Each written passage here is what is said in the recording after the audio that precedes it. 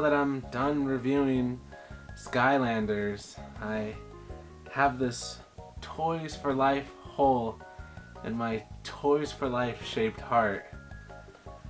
I just wish there was something else that can quell this old man's lust. Hey, do you remember Disney Infinity? It doesn't really roll off the tongue so well. Before we talk about Rat, let's go back in time to where the wonders of Toys to Life thrived and lived off the luscious grains of our money. Toys to Life was a genre that started with Skylanders Spyro's Adventure, where they branded the concept of giving a figure life within a game. Like the Indian in the cupboard, I'm personally a fan of the Mexican in the microwave. Skylanders popularized the genre of Toys for Life, and they reigned supreme from 2011 to 2012. So, for their next installment, they were ready to flex their mighty cocks for 2013. Oh shit! The mouse is here! And he's trapped! Disney Infinity released in 2013, where Skylanders were at their third installment with Swap Force. That was a heavy hit for the series as a competitor has joined the fray, and it had to be no other but Mickey Mouse. So Disney Infinity was developed by Avalanche Software, a company that has a couple of popular titles under their belt, like Tak: The Power of Juju. More notably, the Toy Story 3 game that garnered heavy attention for having an open box sandbox called the Toy Box mode. And at that moment, Avalanche miraculously struck gold. And Disney saw the numbers and wanted more, so Avalanche delivered with an ingenious Toys to Life idea. See, the difference between Skylanders and Disney Infinity is, for a Skylander, you kind of have to gauge based off of its look and its box. From the look of it, you have to just see if his figure design is going to be fun and how he's going to play, and then also just look at the box and be like, oh, okay, the gameplay's cool. And then there's fucking Mike Wazowski. These new figures took over the market fast because you have to admire how well crafted they are, from their cartoony look like it's an actual toy from a toy box, the sleekness of the figure itself, and the fact that it's a Disney character. Disney Infinity had everything stacked in its favor and was ready to hit the market with its 3-year plunder on the Toys for Life market, and then immediately imploded on itself just like the Roman Empire. So come along with me as I take you on this magical carpet ride as we go over, sideways, and under with the Disney Infinity series. Oh, so I should mention I don't have my magic carpet license. It all starts with an idea, plus a marketable figure. Disney Infinity 1 is the AD to the BC of Toy Story 3. When it comes to Disney Infinity, there's really two sides to the series. There's the playset adventures, and then there's the toy box mode.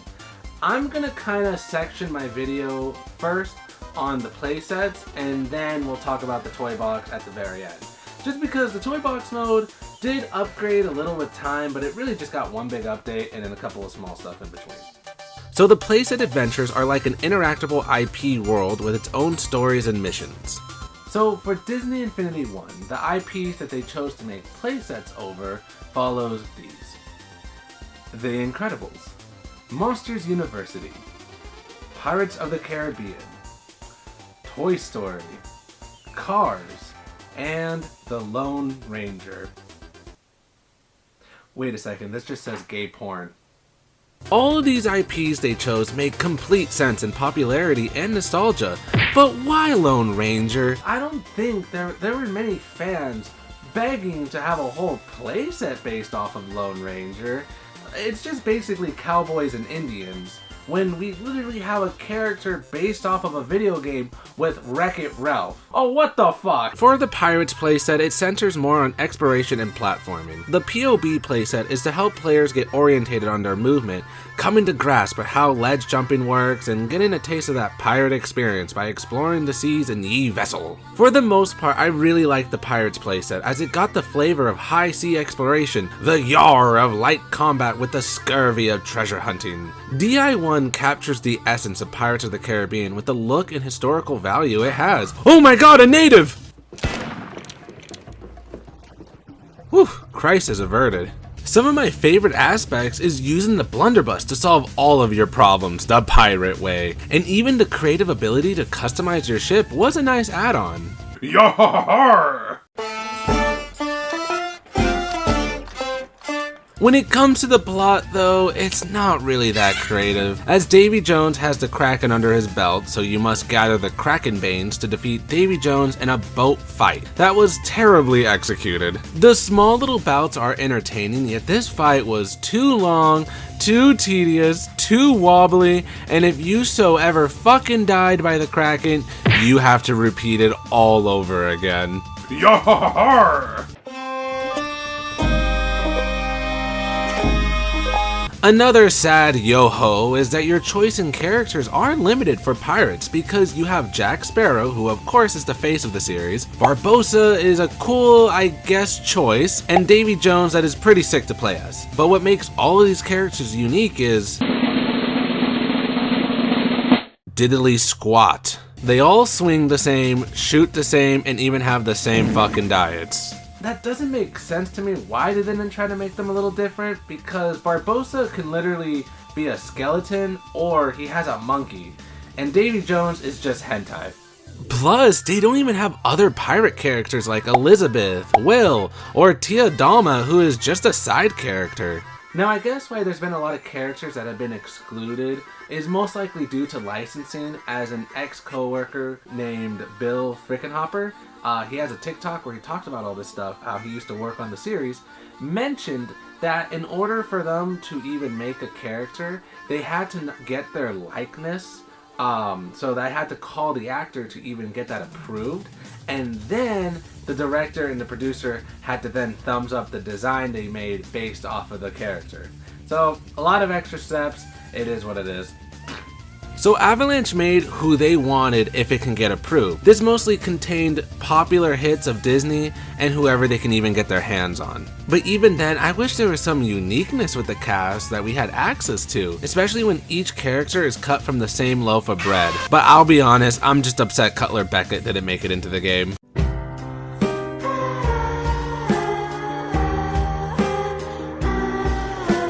Then, from Pirates, we have Monsters in College. The Monsters University playset is a goofy one. In this one, the plot is out pranking Fear Tech, the rival school, so you have to do little tasks to overcome them in points. Simple in premise, but this one was more of a sandbox, as the Monsters University teaches more about tools and interacting with the world. Also being a stealth game.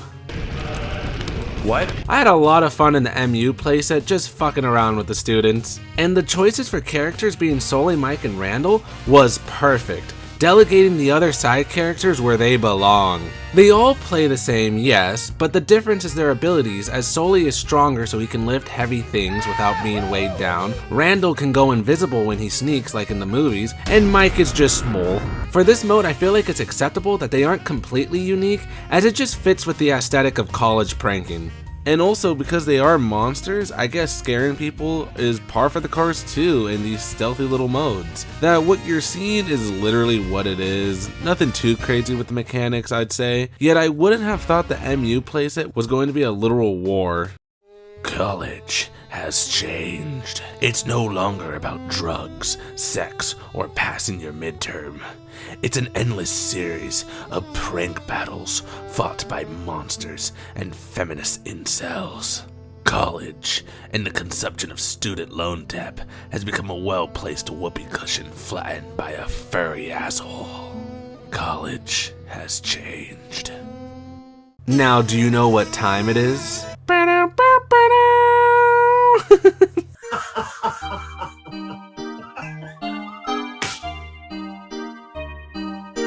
The Incredibles playset, probably the one playset I dislike the most. Yes, I know I'm probably gonna get assassinated for my opinion, but at least I'm going down with some big balls.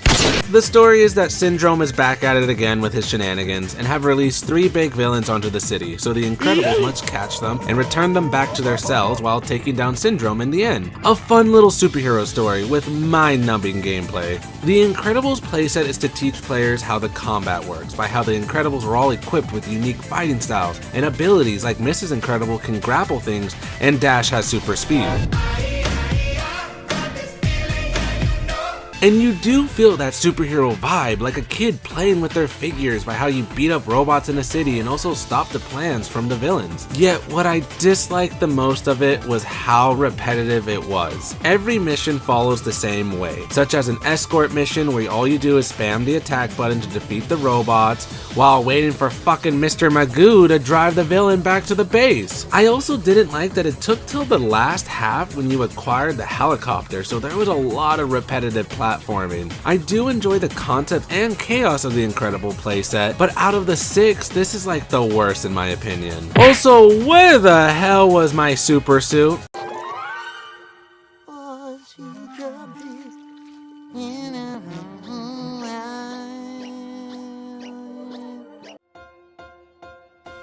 Life is a highway, and I want to ride it all night long.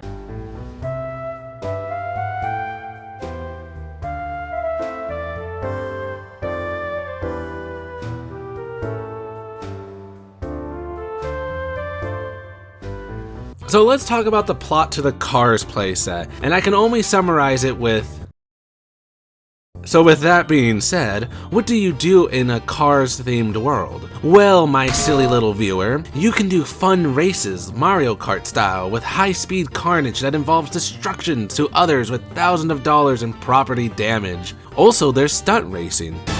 The Cars playset takes full advantage of how the car characters are limited in mobility, so it offers more opportunities to get a fun experience with them in what they excel at the most, such as the racing having cool offbeat and paths you'd find with jumping with a smooth feel to the drift. Even though there isn't much to do, I found myself enjoying the Cars playset more with how much I drove around and explored Radiator Springs. I will say I don't think I completely beat it because at one point I unlocked a race, did it, completed every mission at the moment, and yet there was no other mission after that, so I just accepted my fate and went to car hell.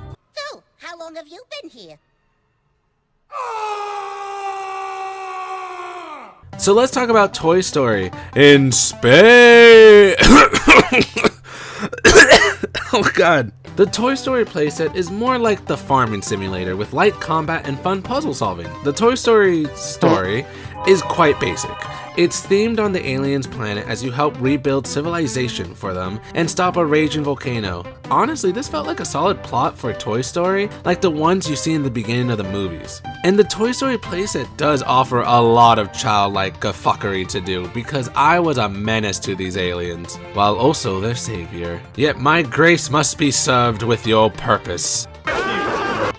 In this playset, you can only play as Woody, Jessie, and Buzz, that all play the same sadly, but at least these are the staple characters from Toy Story. Most of what you're doing is rebuilding the alien town with unique buildings and mini missions to help them. You could also get some combat in the combat simulator where you fight Zurg bots with the Buzz Lightyear blaster. That was an enjoyable side romp until it got not enjoyable at times.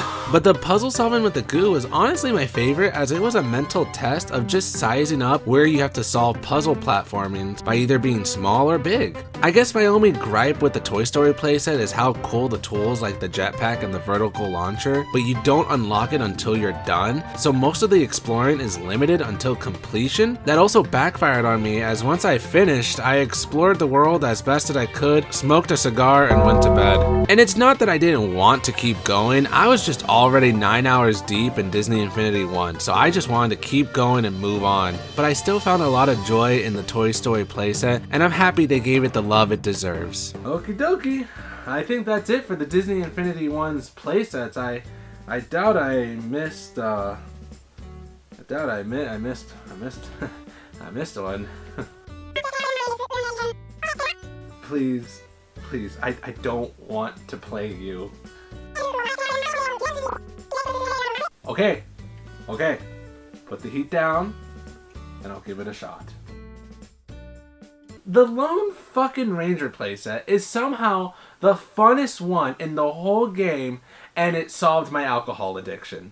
So clearly, the one playset that got added in because it was promotional to the movie at the time is somehow the best one in my opinion. Cavendash is terrorizing the town Colby, and it's up to the Lone Ranger and Tonto to put a stop to him, working with others to put an end to his schemes. Even though the Lone Ranger playset is probably the weakest themed one, as it's just the American Wild West that we've experienced plenty of times in games, what makes the Lone Ranger playset stand out is how it splices exploration, combat, farm simulation, and even platforming with fun tools into a complete Disney Infinity package. Such as how I enjoyed shooting with Lone Ranger by how his bullets ricocheted off of anything, or even riding across the western plains and stumbling upon little landmarks to explore. And even the items that helped with platforming and mobility like the crow really made the playset feel limitless. On a side note, I thought the train mechanic was going to be tedious by having to set up the stops to refill the train, yet I never had a problem because of how small the world was to reach those locations. I genuinely can't believe how fun this playset was. And yeah, the boss fight is very mediocre with it being a turret fight where you have to break down the buildings that are hiding Cavendash. Oh, you sneaky little snake, you better get out of there or else a funny little rock will crush you. But ultimately, the Lone Ranger playset was a complete package of fun and entertainment. One I was never expecting from the Lone Ranger. So I guess the moral of the story is never judge a book from its cover, and frogs believe in Christianity. So with that being said, that is all of the Disney Infinity playsets. You can definitely see the age in these, but for the first game, Avalanche was able to create fun little experiences within these IP worlds. But even though these playsets are a bit, I guess, outdated, they are still genuinely fun. And yeah, there's a couple of things that I don't like, but I still would be lying if I didn't say I didn't have any fun with them. So I would recommend that if you ever find these at a store or two, just pick it up if you want to give it a shot. It just sucks that the only way to play these is if you own a copy of Disney Infinity 1, because for some reason they are not backwards compatible. Talk about a shot to the dick.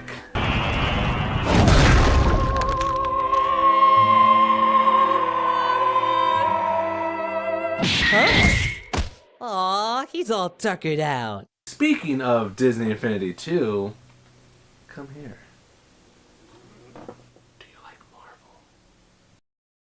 Huh? Disney Infinity 2, the sequel of the monumental success to 1. Now, it's not old news to see why Disney Infinity 2 was a major success. I mean, it's pretty clear where their success came from. Disney Infinity 2 brought in the inclusion of Marvel, especially during its hypest moment where watching a Marvel movie was a Sunday routine. So of course, for their sequel, they were going to try to profit off of this hot market by introducing superheroes into the DI universe. That works spectacularly, because now I can use Iron Man as an ass scratcher. Aside from the game's own value, DI2's Marvel figures are actually pretty legit and are really cool to have. I mean, I know a lot of people that just own a figure or two of their favorite character and just have it on their shelf. Like, I've had Venom prior to even playing or owning any of these games.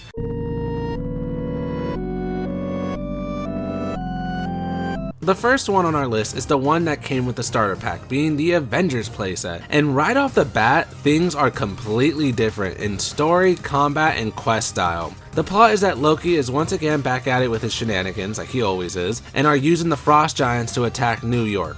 So the Avengers must track him down and disrupt his weather machines that he is making with the help of Modark. With the assistance of some familiar heroes, the Avengers corner Loki and put a stop to his plans before he froze over New York. A pretty solid kid superhero story, I would say. But DI2 is where it separates the pussies from the gamers, because DI2 has upped the gameplay on the characters and the playset to a more character combat centric one. For the Avengers playset, you get to play as Iron Man, Thor, Black Widow, Hulk, Captain America, Loki, and Jeremy Renner cosplaying Wesker from Resident Weirdo.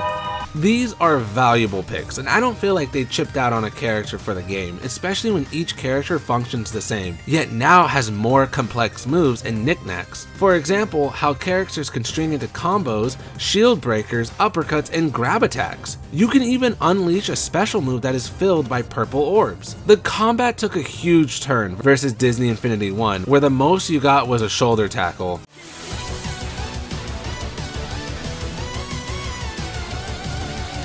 You even have a skill tree, now making additional use of the blue orbs you collect so your characters can grow with each level and become stronger. But what took the cake for me was the mobility of exploring New York City.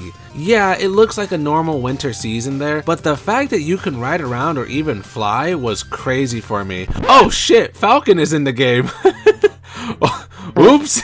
Yeah, I forgot. Falcon is one of the other Avenger figures, huh? I forgot the one black guy in the Avengers. Oopsies. My favorite part of the game is just flying around in the city and feeling the mobility of getting to your next location like an actual hero. Hulk be there in minute. Hulk must fly! I won't deny the Avengers playset does have some testicular pummeling. I mean, the combat is fun, but it does become monotonous at times, especially when you use characters that clearly aren't that super. Hawkeye. Or even the missions sometimes being very familiar to one another, like go beat up this specific group of ice giants and do it again, I guess? This drink, I like it. I know, it's great, right? Another! The final boss was pretty cool with it switching up some moves to up the ante, but the Loki boss fight sucked ass by his constant barrage of projectiles. But the pros clearly outweigh the cons, as I love the Avengers playset, especially the fact that there were these little cameo tokens to where another character from a playset will be playable, such as Rocket and Nova for Avengers, where they added a mini amount of missions such as Rocket setting up teleporters and Nova capturing Modok. For the first experience with DI2, I say it's a strong one by how heavy of a hitter the Avengers playset was, and how it felt like I was a boy playing with his superhero figures in a cardboard box city, just having my own little adventures. But from the streets of New York to the cosmos of space, as we jump into the next story with the Guardians of Galaxy playset. For their story, we follow the Guardians running away from Ronan after stealing an Infinity Stone as they make a sudden crash at nowhere where Cosmo and the Collector help protect against Ronan's fleet, but they take the fight to Ronan with the help of Yondu as they defeat him for good. Again, another simple superhero story following a bit more of the movie with heavy comic uses like Cosmo and Nowhere's location, that if you only watched the MCU at the time, you're gonna be a kid sitting there like, who the fuck is that dog? For this playset, you get to play with the full set of the Guardians, also in addition with Yondu and Ronan. Now, Yondu being in the game is pretty neat, but this was before he got a heavy limelight, before Guardians of the Galaxy 2, where he was more of a fan favorite by then, and then immediately taken away from us at the end. God damn you, James Gunn, you beautiful storyteller. But we gotta remember that this was his first appearance, and not many people were hooked on him yet. And this is the perfect segue to bring up how Avalanche was suffering from higher management meddling. Pussy! They already had a few bumps before, but now they were dictating them to put characters even they felt weren't popular, but had to listen to since they were the ones paying for the electricity that month. Yeah, we were looking at your list of characters you guys asked for: Wolverine, Doc Ock, Thanos, and they are some awesome picks, I'll say that. But I think we have made a better idea ourselves.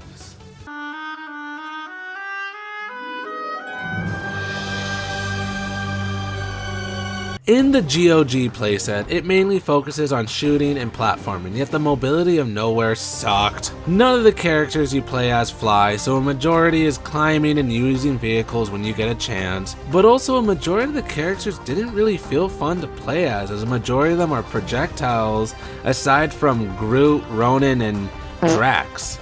It's weird because I really do like projectile fighters in video games. I mean, my favorite character in Smash is Mega Man, so clearly I'm psychotic. Sadly, in the Guardians playset, I just didn't feel that fun and excitement I did with the Avengers playset. I will give them props for the level design, as I did enjoy Nowhere being segmented and each segment focused on either platforming or combat landscapes, but overall, the Guardians playset just felt like a wet Drax blanket. Actually, don't imagine that, because it wasn't a blanket. What was cool though was the final fight with Ronan being like this Ganon fight with energy orbs, and also the cameo tokens being Iron Man and Nova, who have joined to help out Cosmo and the Collector.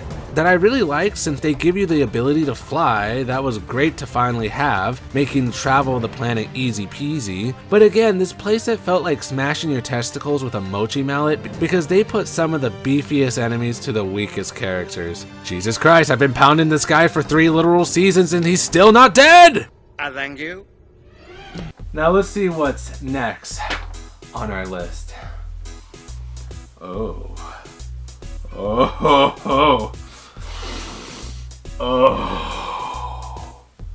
It's pizza time.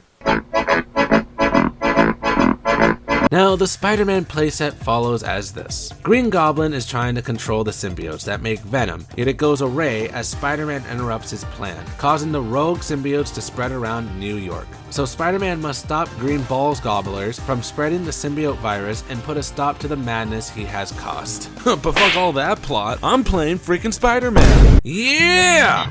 Oh, shit, excuse me. Oh, please, stop, please stop.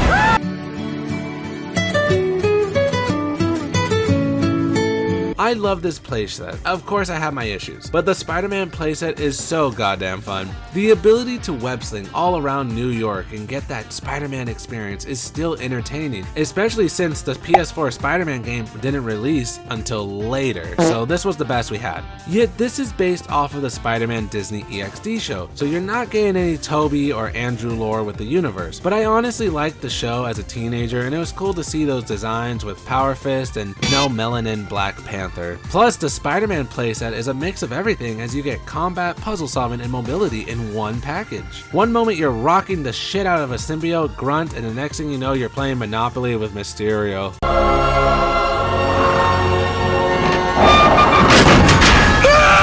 I guess my only gripes with it would be that they reused New York from the Avengers playset. That felt like a cop-out to save time, with their solution being how the majority of the missions take place in like the sewers. That became repetitive. Then there's the cast of characters having the usual Spider-Man IPs, but you also got Nick Fury, Nova, and Iron Fist. And even though I enjoyed their gameplay, I hardly believe anyone was excited to get some of these figures for Christmas. Oh my god, it's Nicholas McFury. I bet he's gonna be the best character. Death. And then lastly, the final fight was a railgun chaser where we had all these cool boss fights but ended on a boring and annoying gun shooter, no less. I could say the cameo tokens were a bit underwhelming too, with Hulk and once again Iron Man joined in the fray. That is cool with Hulk, but Iron Man felt abysmal here, especially since you had to do the rail fighter again. God damn it!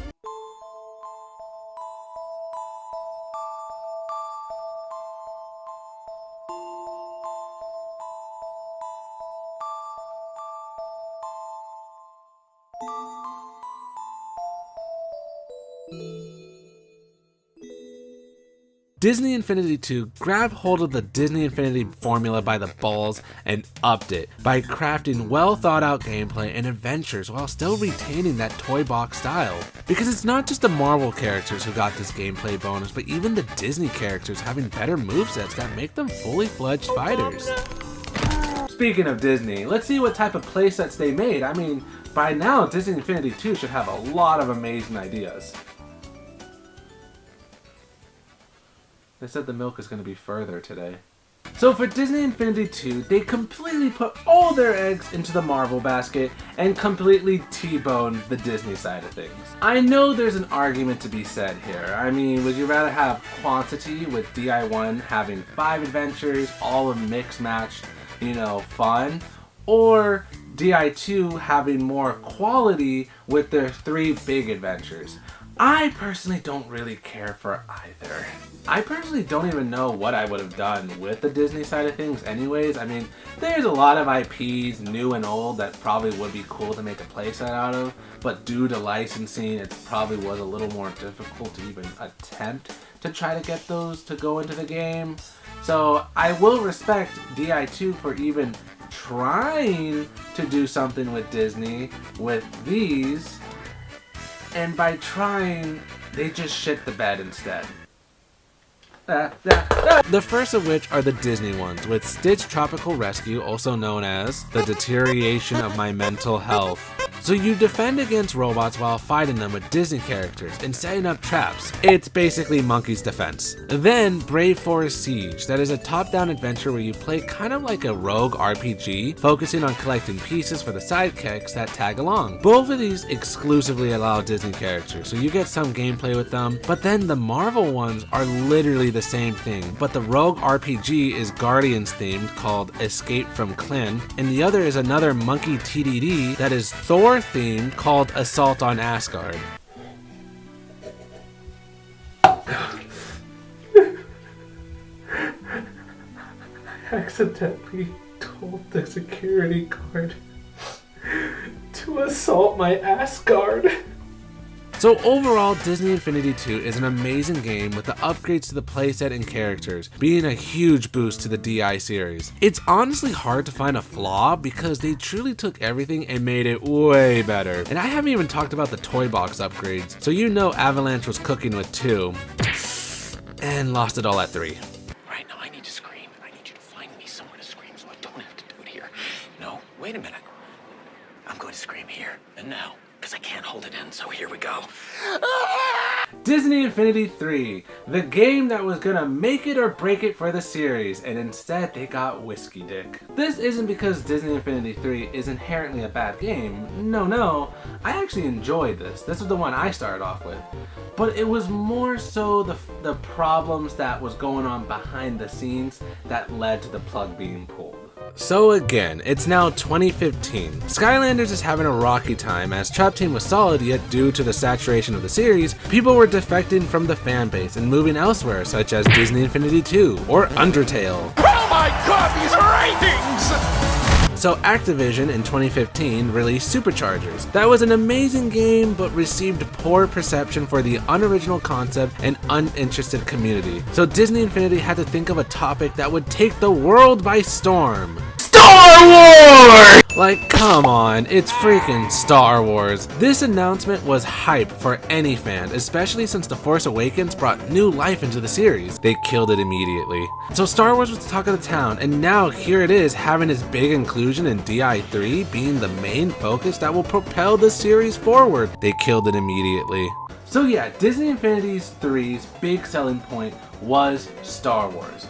And I mean, this was a real big staple in any Disney game, because Disney Infinity 3 was the first ever game where you were able to play as Disney's big 3 trio of Disney, Marvel, and Star Wars all in one. Well, Fortnite then took that title a few years later. #1 victory royale, yeah, Fortnite, we bout to get down. Get down. So the first one in our list is the starter pack that is set during the prequels in the Twilight of the Republic playset, or for a shortened version, Adjective Foreplay. The story follows Anakin, Ahsoka, Obi, and Yoda tracking down an active droid army factory that General Grievous was at, yet it just so happens he is not the master of the plans. So with pursuing the locals, they discover it was Darth Maul working on his own. So after a bit of repeating history and cutting this plot in half, we are at the end of the playset. I like how the prequel playset has its own original story, following some motifs from the movies and even the Clone Wars series, while being its own little guy. The gameplay though is familiar to the last guy, but screw that guy. For the prequel playset, you really get your hands on the Jedi users as you enact your Force capabilities with them. The Jedis fight like the Marvel characters, this time with shiny things. The combat is familiar to DI2, but now you can time your swings for even stronger hits, and for the Jedis they get an additional dash move or even reflect enemies' shots. Also, they can use the Force, so Anakin can Force pull things, and a majority of the others just Force push. so you can live up all your space wizard antics by also comboing through enemies like butter, as they actually have death effects, like the droid trying to put himself back together. That is so morbid. The Jedis add a lot of fun to the series and feel very fleshed out in Disney Infinity 3. I honestly have no complaints with the Jedis, as I felt like I had a lot of fun with them, especially in the prequel playset that offers that creativity to go all out. On that note about the playset itself, you get to explore 3 main locations, side missions galore, and even the ability to fly around space and go to hidden planets or space fights were fun touches to a Star Wars prequel experience. Heck, even the boss fights were great, with the encounter with Grievous and Darth Maul having this theatrical movement to it like the movies. You could even have a lightsaber clash where your little Star Wars chub can just chub away.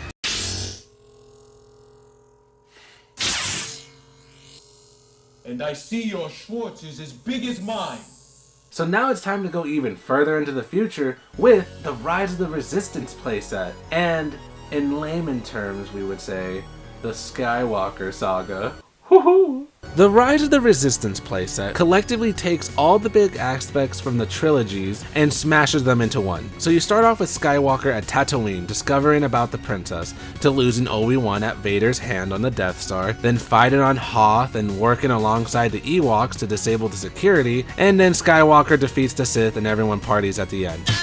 Yeah, we did this already. That's what's so fucked up. For the Skywalker Saga playset, they took the big highlights from the movies and really profited off of it for the playset to really feel like you were interacting in these big moments. From roaming the dunes of Tatooine to then riding the Tauntauns and serial Taun crashes on Hoth were enjoyable experiences to me. Avalanche really fleshed out the planets with little hidden gems from the movies and a lot to explore before you embark again into space for dogfights against the Imperial Empire. I did notice the Skywalker Saga playset focused more on flying sections, probably due to how each movie legit had a space fight of some kind involved, so it had to be shoehorned in because, I mean, it's literally in the name Star Wars. Wait, so you're telling me that the fights don't involve the stormtroopers having their cocks out?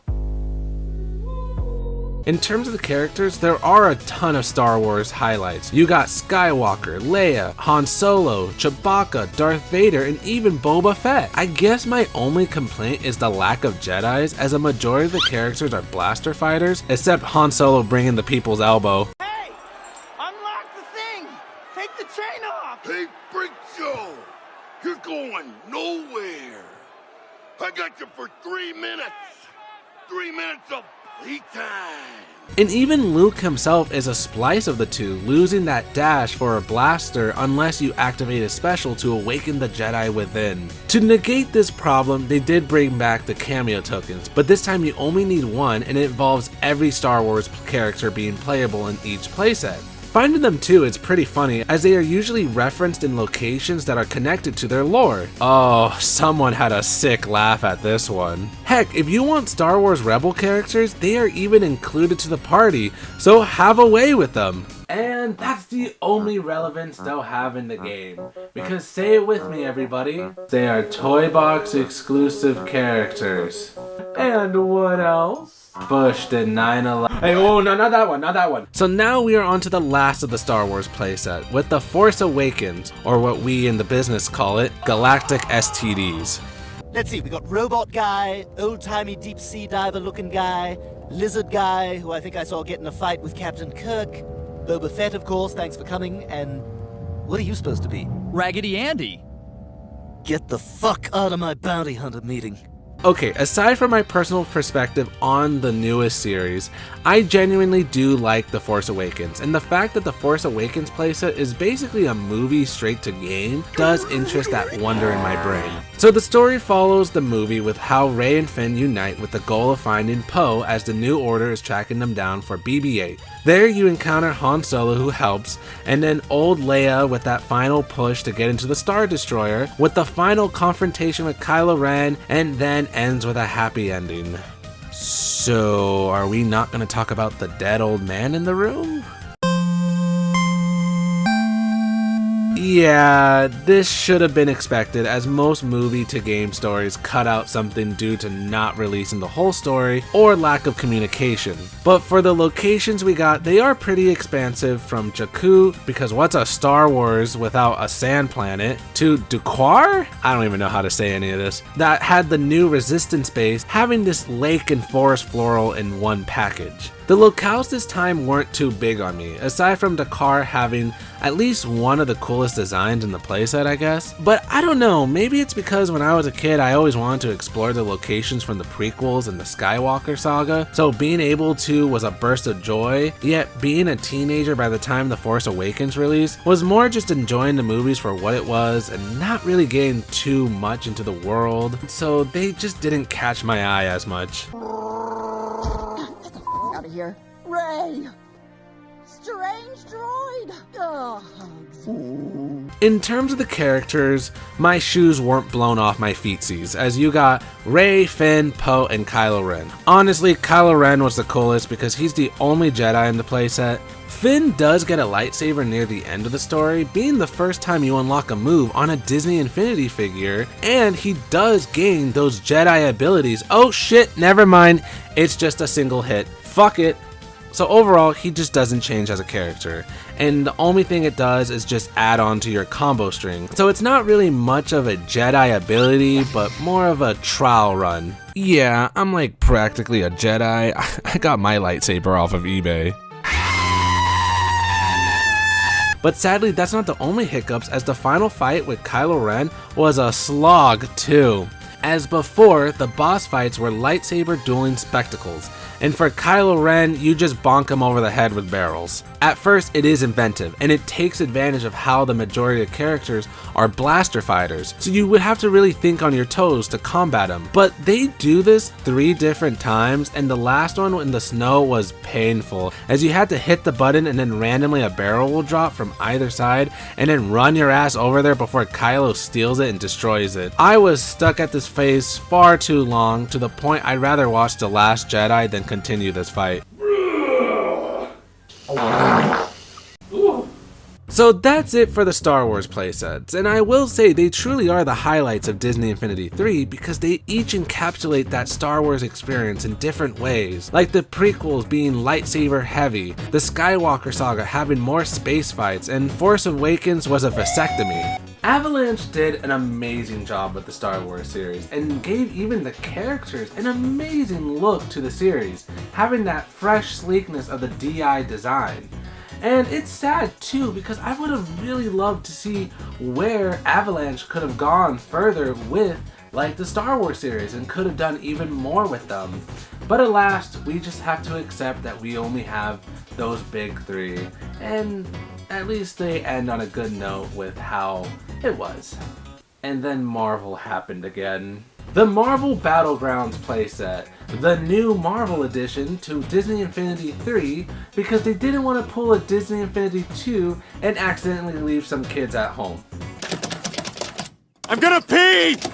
The story follows our heroes tracking down Loki as he's manipulating them into fighting robot versions of themselves to steal an Infinity Stone. As you follow further into his plans, you learn it was Ultron pulling the strings, so with his defeat, the day is saved. Damn, that was shorter than my college request letter. The reason the plot is so small is because the Battlegrounds playset isn't exactly an adventure, but more of a combat minigame. The gameplay is a top-down fighting game as you're gonna run around in an arena, giving the other heroes some good old whoppings. So the gameplay involves a lot of button mashing with light or heavy combos, unleashing your special that you build up to take out the competition, and even using the power discs as items to do even more damage. For only a 4-player fighting centered playset, I did find a lot of fun with it. Yes, it does get monotonous, as you're gonna do basically the same thing each game with little calculation. You're just gonna spam the light combo, race towards a health item like a horny Boston Terrier, and then you're gonna unleash your special to get the win. But the levels do add some spice, and some levels having heavy implications to your adaptability, giving a fun combat experience with some other game modes to play alongside friends and family. But what if you don't have friends, nor family members who care, and you live in debt with the gradual fear that you are nothing as it chokes the air that you breathe, and wake up feeling the dread of the abyss you live in every single day of your painful life, and also your dog died? Well, you can play the single player missions to unlock items for the Toy Box mode. So the Battlegrounds playset has a bunch of single player missions that if you play the specific character, you will unlock something like an item or an alternative costume such as Gamora's comic look. This gives players a little bit more to do, as you can also unlock experience that you can attach to your heroes to level them up. Yet if you actually want to add those skill points, you have to go to the Toy Box mode and add it there, as the Battlegrounds playset won't let you do it inside, making it a very redundant journey to a minimal task. So there I was going to get a cup of water at night, and I grabbed my cup, Fought Gorbo the Obese. and then I drank my cup of water. Another addition I did enjoy was the flair they added to the playset, as they knew it wasn't the crazy experience for Disney Infinity 3 fans, so they made a ton of animations with the characters having intros, and even when somebody gets defeated, the character will pop up and say some form of fuck you, and even the winning outro had this charm that gave this playset a bit of more oomph for me. Then, for the Marvel line of figures, they only added a handful with Ant-Man, Vision, Ultron, Black Panther, Hulkbuster, Iron Man, and another Captain America for some reason. The others I understand, as Civil War and even Age of Ultron were some of the most poppin' Marvel movies at the time, thus why Ultron has his MCU look. So these new additions are Marvel candies to fans as we get to eat up our favorite characters in the game. Yet why another Captain America? Like, I understand the original one is more in line to the Disney EXD series, but the fact that they had to call Chris Evans and get it greenlit to use his likeness for the figure is crazy to me. And that's how we got America's ass on this figure. But now we're at the Disney portion of Disney Infinity 3, and we're going to start off with the Inside Out playset, and the only thing I can say about it for now is, I hate it. Okay, I know I came off strongly, but honestly, I hate it. And that's not even an attack at Inside Out itself. The movie is great, it's just that the playset itself is just so boring, so all I can say really to it is, neat. No, never mind, I hate it. The story follows the crew in Riley's head doing their usual things, as a scary movie is the last thing Riley saw before going to sleep. So with the fear of her getting nightmares, they venture out to destroy that memory. It's a cute premise that follows the gameplay as you play as joy, anger, disgust, fear, and sadness. I'll say the highs first. I do like how the gameplay focuses more on puzzle solving and platforming, yet there's two versions to the gameplay, as one level will be 2D platforming and the other is 3D roaming. Not only that, I liked how the characters had special abilities like in Mario Bros 2, where joy can float in the air or anger can walk on lava. Each character plays a role in puzzle solving, and if you don't have the figure, you could accommodate it with a cosmetic change for a temporary use to finish that puzzle. Plus, I loved the themes of the levels being the stuff a child would think of, like a fantasy medieval world like fairy tales about princesses. The music world being how music to a kid is like an array of instruments doing their thing. And even the contrast of Riley remembering her old home to San Francisco, having her life literally flipped upside down, is so cool. You know, maybe the Inside Out playset wasn't as bad as I thought it was. As nice as the concept is to the playset, it settles in fast that this is all there is to do. My biggest problems were how boring the platforming was getting, as after a while it just felt like it was the same thing over and over again. In addition, the levels can go on far too long, sometimes hitting a 10-minute mark. And there's a lot of levels in this playset, so most of my play sessions I had were with the Inside Out playset, and by the time I was done with one session, I was mentally drained from it. The Clown Fairy! Come on. Yeah, there's light combat too, but throwing a glowing orb at thing is not combat, it's a crime. They did try to do a Candy Crush style minigame to unlock levels, but it felt so underwhelming, and I know some interns spent like 3 hours of developing it last minute because they thought it was a cool idea. Look, The Inside Out playset was a neat idea, but it's severely lacking in fun. It's the ginger brother of the playsets, and even Battlegrounds is better than this. Maybe if it was a bit more with its gameplay, I would sing a different tune. But for now, this playset just lives in my nightmares.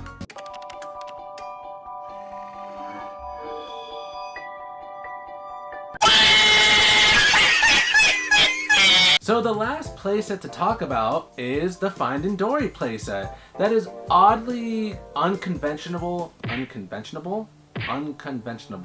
like a vegetable. That I like because it's very unconventional, like the car playset. Now again, the story is simple. Dory and friends find out that the aquarium had a flood and are concerned about the fish inside, so they go to rescue them with the new friends Dory made in the second movie, with the only characters you're playing being Dory and Nemo. So the concept of this playset is to swim around in these 2D levels using fish friends to aid you in puzzle solving while finding fish to bring to the end. It's very familiar to Echo the Dolphin, and if you know that game, pat yourself on the back because you're fucking old.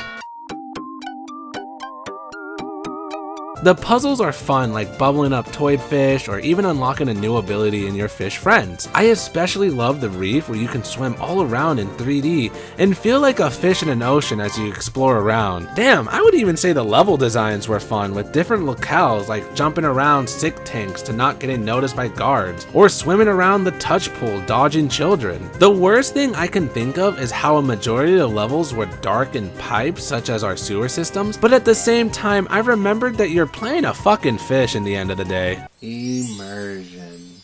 Well, that's it for all the playsets. The Star Wars are clearly the best ones, the Disney ones are hit or miss, and Marvel was just there. Yet even though the playsets are over, we're actually not out of the clear yet because there are 2 Toy Box adventures in this game, being Toy Box Takeover and Toy Box Speedway.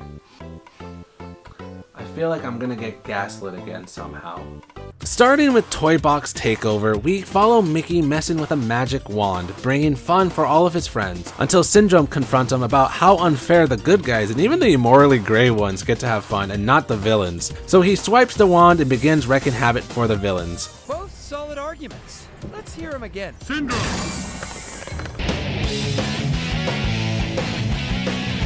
That Merlin catches a whiff of, but also gets his wand stolen too. So with both wands gone, everyone must put a stop to Syndrome's plans, that at the end, Merlin allows Mickey the right to use the wand and wish away the villains to Epstein Island. It's a cute little plot for a Toy Box adventure, giving a purpose of having Disney IPs interact with each other. But the gameplay of it is the neatest part, as it plays like another rogue RPG dungeon crawler with a top-down side camera angle, and you run through the levels defeating enemies until you confront the big battle at the end. Not only is it entertaining, especially since everyone has a moveset that offers fun gameplay, but it's really cool to play in these themed levels with every type of character, like Marvel heroes confronting Darth Vader and the Death Star.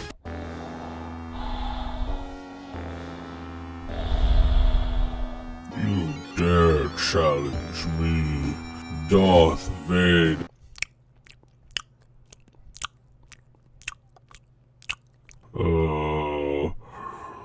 What? Oh my god! Somebody help me, please! Somebody help me, please! No! I personally love the Toy Box Takeover playset because it felt like a playset adventure, but more in tune with how the Disney characters can get profit in it, because they aren't always built for combat, so at least TBTO gives them an advantage to be utilized. Another aspect that was cool about TBTO is how it utilizes the new features of Sidekicks in Disney Infinity 3.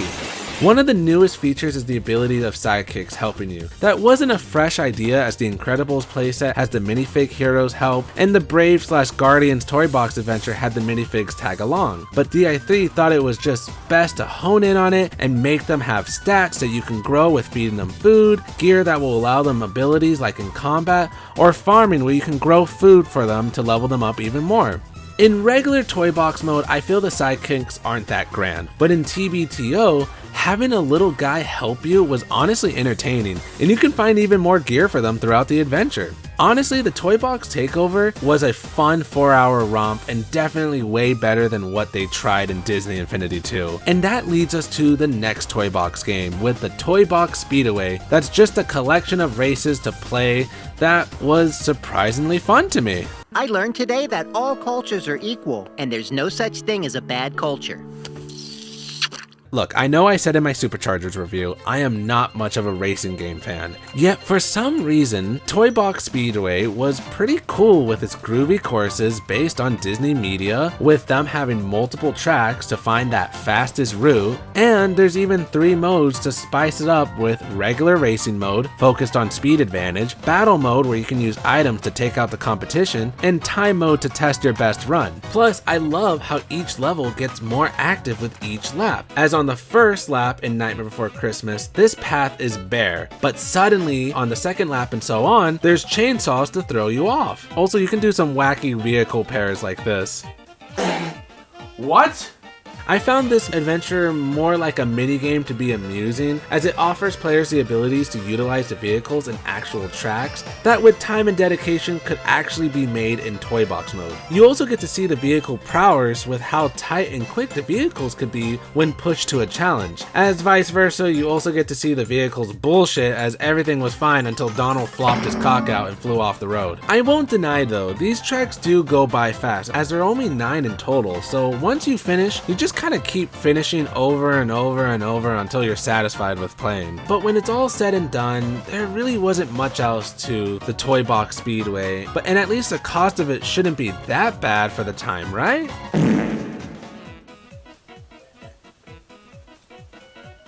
What? Oh, you thought I was gonna spit it out again, huh? Predictable. Wait, is this gasoline? Well, with all the playsets done, I think it's about time we talk about the Toy Box mode. Oh my god, so much knowledge is about to pour out. I must put it upon a canvas. Oh! The Toy Box mode, aka Minecraft, is the Disney Infinity series' biggest highlight and reason why most fans invested into the series from the beginning. Again, Toy Story 3 planted the roots to an epic sandbox where you can go crazy with what you want and how you want your world to be in your own image. So just like the playsets, I'm gonna go down the series with its Toy Box mode. So we're gonna start off with DI1 because that is the beginning of everything. DI1's Toy Box mode is truly phenomenal, as you can roam with Disney characters and just explore the pre-built worlds or make one for yourself. You can really let loose with your creativity, and they offer a small range of goodies to get you started with, and themed toys are unlockable within the playset that transfers over to the Toy Box mode. Yet a majority of pieces are held behind a bingo roulette that is only playable when you use a coin you get when leveling up a character. This is a yay and yamete Disney Infinity-san, as on one side you do get a lot of coins when playing normally and can unlock a lot of toys for the Toy Box mode, but on the other hand, let's just say you just wanted one particular piece but you ran out of coins because you have the luck of a leprechaun with AIDS, you kind of have to grind up your characters to even attempt to get it. Oh my god, please give me the stereotyped Middle Eastern guard, Disney. I am fiending here. I feel like this is some sort of tism all gamers have, as some people enjoy the process of unlocking more slowly and adding it to their world, while others need to have everything to really let their creativity flow. For example, imagine making a sandwich, as some people will miss an ingredient like mustard, but accept it and continue making that sandwich, while others will see that they are missing mustard and not eat at all since it won't be complete without mustard. Fuck it, I'm starving. For Disney Infinity 1, I understand, because it's the beginning of the series and they're still trying to flesh it out and understand what they want to do. So for them to have that idea of progression to the Toy Box mode is okay for now. I can understand why they tried it. But then this happened. The power discs are actually really cool because not only do they add more to the Toy Box mode, but they actually come in 3 different flavors too. Orange power discs are typically either cars or items to use. Usually a lot of the more fun stuff, I would say. Purple power discs are more cosmetics. They more affect either the world or the floor if you want to add a design to them. And lastly, the red circle power discs. These are more like power-ups, assists, and I'll get into a little other thing later on, but these are more of like the cool little boosts that you can add to your characters within the game. And on a little note, it also plays into the portal too, because the portal is sleek and shaped like a power disc. So it's really cool that the power disc fit into the shapes of the portal very well, like, and I don't know, this like tickles my little OCD, so I like it. The concept of these discs are fun, as you get to bring them anywhere to a friend's house to spawn in the items you so desire. Yet the problem I have is to acquire them, you have to collect them through blind bags. Thanks for the money, pussy. Smell you later. At least I got the Muppet van. I mean, it basically describes itself by how electronic collectible is held behind a blind bag. No less how they even made some discs rarer than others.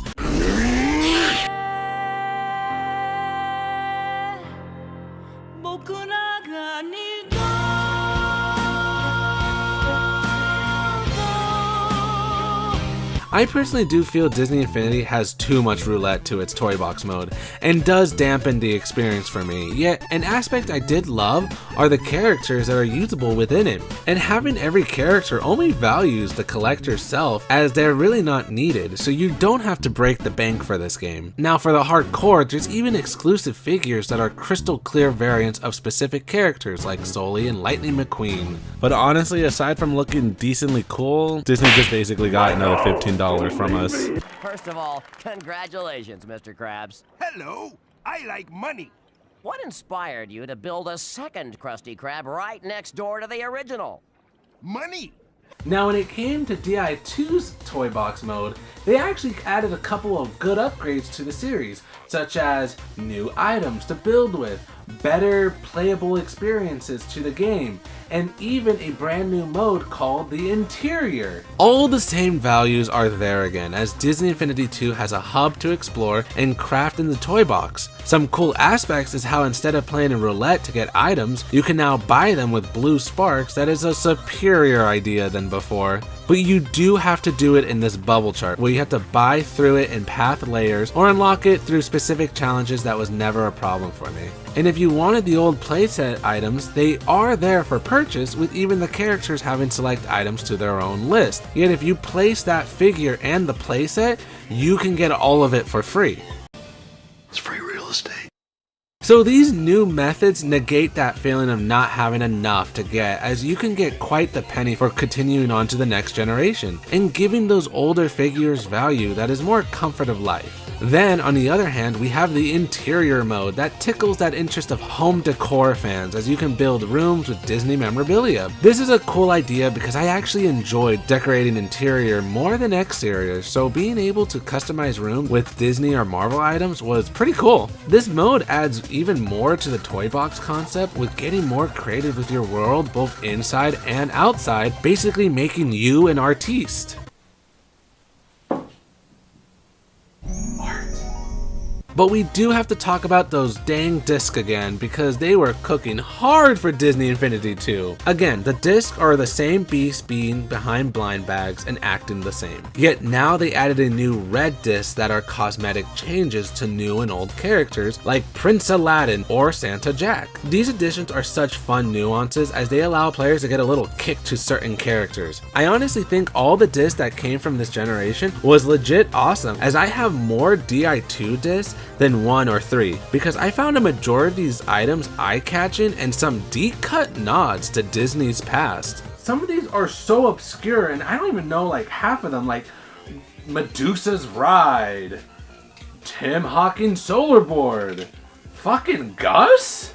In terms of characters, we did get some popular highlights such as Baymax and Maleficent, who uncannily really looks like Angelina Jolie, while getting some classics like Aladdin, Stitch, and even Donald D. fucking Duck. These new additions didn't feel forced, as again, they are there for fun and ones that Disney fans rave about. If anything, I am noticing a lack of classic Disney characters, as we only got Tinkerbell and the rest are either from the Renaissance or modern. No, not you, Seamus. Ah, poo. Now on to our final Toy Box update with Disney Infinity 3, and honestly, aside from the Sidekicks, it's very minimal. They updated the shop once again, so if you want the whole collection of items, you can just pay for it in one shot, and they took out the figure mechanic, yet kept the playset mechanic for getting them for free. And again, you unlock a majority of items through the playsets and can bring them into the Toy Box mode. I honestly think this is the definitive Toy Box experience that anyone could have in this day and age. So if you really want to try it out in this day and age, I would just play Disney Infinity 3. Plus, on the Power Disc side, they did way better this generation by actually showing you what you're getting than giving you that old man's cane for the 4th fucking time. God damn it, Disney! In addition, the new Toy Box characters are pretty neat too, acknowledging more classic Disney with Baloo and modern characters with Spot and Arlo's Ride. And that is the legal amount I can talk about Good Dinosaur before it turns into a sexual assault case. They even made Minnie and Mickey with his actual design, for all those Mickey fans raving to see him topless, you freaks. What's cool is there's even a Kingdom Hearts disc for a promotion that would change Mickey into his outfit from the game. I honestly couldn't find an affordable one for the review because it is butt freaking expensive. So, in all honesty, I don't need it. So that's kind of it for DI3, and to sum up all these Toy Box modes, I did find them genuinely amusing, as they have unlimited potentials for players to express their creativity. Sometimes a little too much. Yet I did encounter a very particular problem. Guys, I need to be honest with all of you. And, I've been trying to hide it since the beginning of this review. I'm not creative at all. The Toy Box mode stuff is great and all, but I honestly just put a couple of things together and got overwhelmed by the process. Maybe because I just can't grasp the creativeness of a sandbox game, or I have some ADHD. Either way, I didn't do much in these Toy Box modes but build racetracks over and over and called it a day. That is why for the review, I focused more on the playsets, as I enjoyed those way more than the Toy Box mode. Yet that's the beauty of Disney Infinity. See, Avalanche crafted a game where you can either be the next Picasso and even play fun adventures in Disney-themed worlds. I may find the Toy Box mode too much for me to handle, yet somebody found it incredibly fun to spell out all of their creativity. Sadly, the Disney Online access is gone, really negating a huge aspect to the series, because I remembered when I played DI3 back in its release, people were uploading fun worlds that legit had great level and game design. And I bet Disney Infinity was the spark that got many people into pursuing game design. But sadly, this mouse tale ends with a shotgun and a bottle of Red Baron. Well, it seems like we lost $1 in our stock. Well, guess we gotta go put them down. As of May of 2016, Disney Infinity series was shut down, only a couple of months after the release of the Disney Infinity 3. And ironically, they didn't go down the same way that Skylanders did. They weren't living past their deadline since they just got Marvel and Star Wars, so clearly they were thriving. And they weren't even difficult for fans to collect, as they had a lot of shelf space. The real reason why Disney Infinity shut down was because of higher up meddling and overstock of figures. I mentioned it earlier, but the old higher-ups at Disney would play heavy hands in what Avalanche could include and not, and how they were strict on who can be seen with who. That is why Iron Man being playable in every Marvel playset as a cameo was the safest bet because of licensing issues. Plus, the reason why we got characters like Spot wasn't because people wanted him, but because Disney needed to promote the newest movie and forced Avalanche to do it. Thanks a lot, guys. I told you it was gonna happen. But the true purple nurple was the overstock in inventory. For DI1, they were trying to make the means for high demand. So for DI2, they thought to correct that problem, they make more. Yet even though a majority did sell, they had an overstock on figures, especially the figures fans didn't care about. That then leading into DI3, they just had a heavy influx of figures, and Disney saw the loss in money and just pulled the plug. That isn't much of a fault on Avalanche, but they sadly were the victim of it, with heavy attention to the Disney characters, having to put down Avalanche like old Lassie, living as a prototype of what could have been more of the DI series. The Disney Infinity series going out this way isn't really a wise lesson. It's more of a sad tale of a series that was starting to kind of pop off and then just... Personally, I am curious to see what a fourth game would have looked like to the series. But if they had to have ended, I'm happy that it ended at 3 because this was the perfect little bow to the series. As these games will always be a fun adventure and an enjoyable sandbox I can see myself jumping into time and time again when I'm bored. Oh my god, no!